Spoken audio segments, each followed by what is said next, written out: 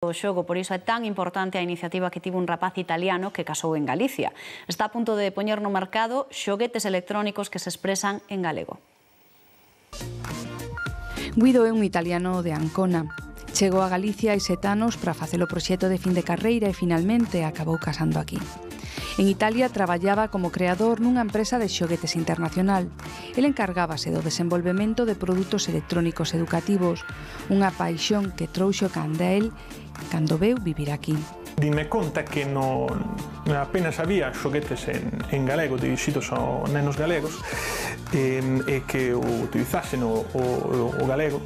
Entón, como a min gústame os xoguetes e levo facendo eso moitos anos, decidín de empezar a producir xoguetes en galego.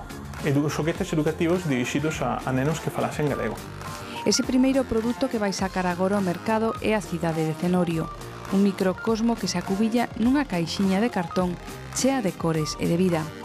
Este é o primeiro xoguete que vai sair, é a Cidade de Cenorio, para nenos de 3 a 6 anos. Trátase de unhas fichas con dibuxos de animais e o neno ten que escoller entre a palabra correcta e a que non é. Entón, ese é o can e co bolígrafo pode comprobar se é correcto ou se non. Entón, non é o oso, é o can. E o mesmo temos moitas fichas, un póster do alfabeto con todas as palabras galegas.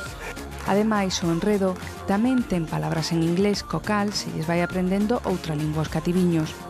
Nun principio está previsto que a Cidade de Cenorio estea á venda nas xogueterías galegas a partir deste Nadal. Con todo, tamén é posible facerse con el a través da rede.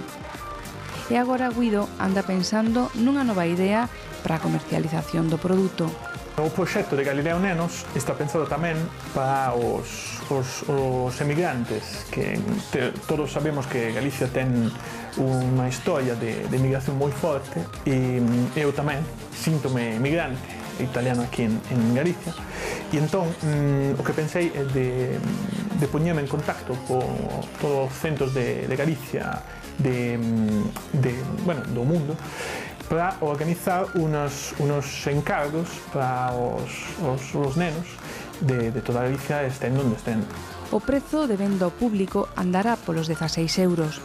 Para Guido trátase de toda unha aposta e tamén do primeiro chanzo dun futuro en que este italiano residente en Lugo pretende crear a primeira empresa enteiramente galega dedicada aos tarecos educativos en galego.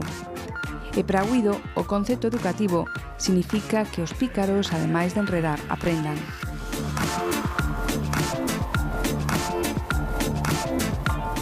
Unha gran iniciativa. E se vos falamos do scrapbook, seguro que non vos soa nada, pero se dicimos que é o traballo de manualidades para decorar ou lucir